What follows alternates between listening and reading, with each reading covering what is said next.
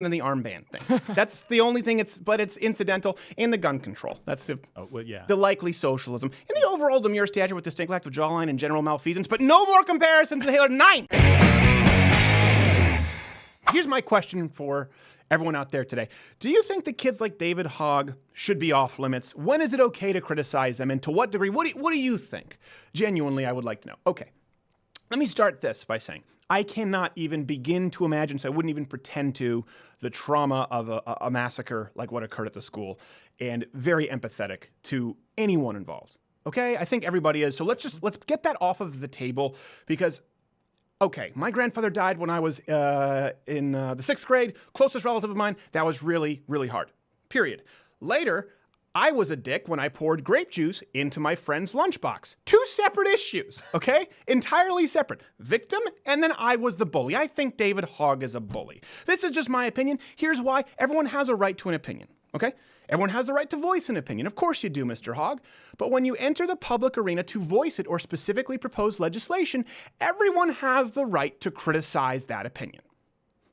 That's my opinion on the issue. So when is it okay, if ever, to get personal? Well, typically the rule is if the other person draws first blood. If they get personal, and then we murky it all up with the whole age factor. And that's what really bothers me about the situation. This is what bothers me when you see just the degrading of our national dialogue to the identity to this degree. David Hogg, I think he's wrong. I think he's unprofessional. I think on a personal level, he's on his way to being, if he isn't already, a bad human being. Here's why. They're pathetic fuckers that want to keep killing our children. They could have blood from children spattered all over their faces and they wouldn't take action because they'll still see those dollar signs. He does not give a about these kids' lives at all. He only cares about his reelection. Okay, yeah. What? Now that would seem kind of, jerkish. But the thing is, when you say, hey, you know what, you really probably shouldn't talk about people that way, he goes into the age thing.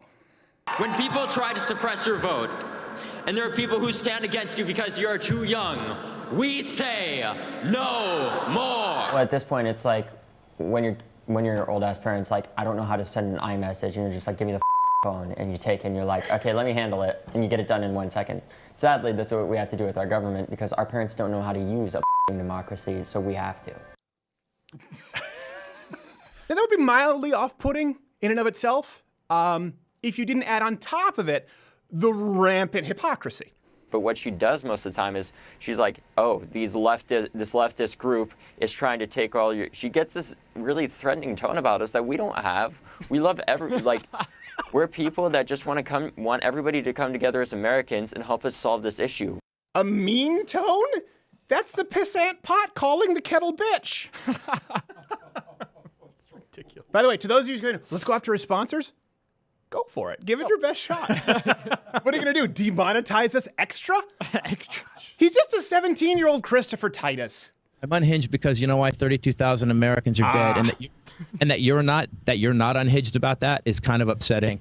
Of course you're upset, Mr. Titus. Now picture if I were to come back with a logical argument and you go, hold on, I'm 17. It's always, this is what really bothers me, is the left is using, obviously, this horrible tragedy to create a cybernetic victim superhuman who you cannot touch. People. Doesn't matter how much he goes out and he takes pot shots. Doesn't matter how personal he gets. If anyone responds, even critically, they want to say, how could you do that? Would somebody please think of the children? He's 6 months from being able to vote. Yeah.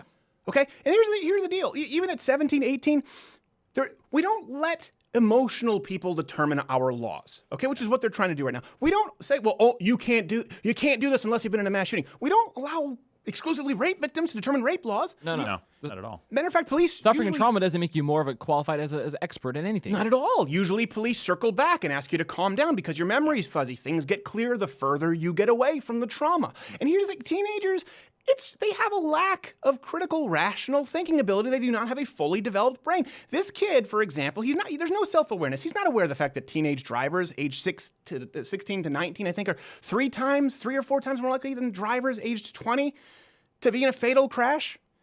Okay, and that's why they can't get car insurance on a rental car without paying an exorbitant fee until you're 25.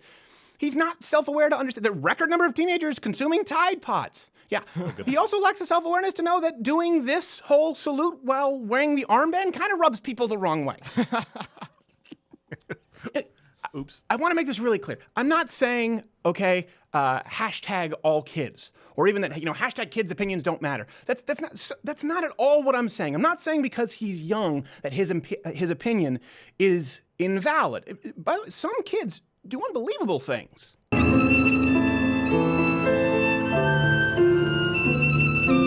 And he's not even Asian. How is he so talented? Damn you! Damn you and your cornucopia of skills, Mr. Shapiro. The problem I have here, and I don't know how you is the unfair weaponization of teenagers entering the public arena, espousing opinions, demanding policy changes, and then claiming underage immunity from any and all criticism. Are you the child or are you the expert? Pick one. Well, I hate the handlers propping him up doing that, saying, okay, maybe people aren't going to touch this guy. We'll just put him out there and let him get killed. It seems to me that you are the expert, David Hogg. The exploitation of youth, by the way, for political gain is not a new thing. Yes. Context. Hitler Youth was a thing. Now, just to be clear, it's an example of politicization of children. I am not comparing David Hogg to Hitler Youth at all. No comparison other than the hand and the armband thing. That's the only thing but it's incidental. And the gun control. That's the likely socialism. And the overall demure stature with distinct lack of jawline and general malfeasance, but no more comparisons to Hitler. 9 more comparisons. Sponsors, go for them. It's people like him. They gave him the spotlight because they like what he says. But when you look at this, what's he doing to do so? No. He's getting on CNN and Oprah and Ellen and talking all about ideas, but he brags about hanging up on the White House. Right, Speaking of exactly. President Trump. He goes on and on about his hatred for Marco Rubio, and it's like, let's make some headway. Why doesn't he care about dead children? The point here is that none of the overwhelming dislike ratio that you see online, including on channels like CNN, is because David Hogg, let me speak directly to you because I know you're watching. You're going to try and go after the sponsors. Please, go nuts. It's not because you're 17. It's not because you're a liberal. None of it is due to a lack of empathy for what you've gone through. Okay, we all want solutions. We just have different ideas. This is one thing, hopefully you'll learn, David Hogg, that everyone actually cares. Most people actually care. They just happen to have different ideas, and you need to allow room for that to be the case. You can't talk about bringing people together and then say no one can come together if we don't all agree entirely, and then I'm going to hang up on the president. It's because you demand a platform to speak, refuse to engage or debate with anyone from any other point of view, claim to be a child when it's convenient, then switch hats and claim that people better take your ideas seriously while chastising, swearing at people, name-calling, simultaneously demanding that everyone else be civil.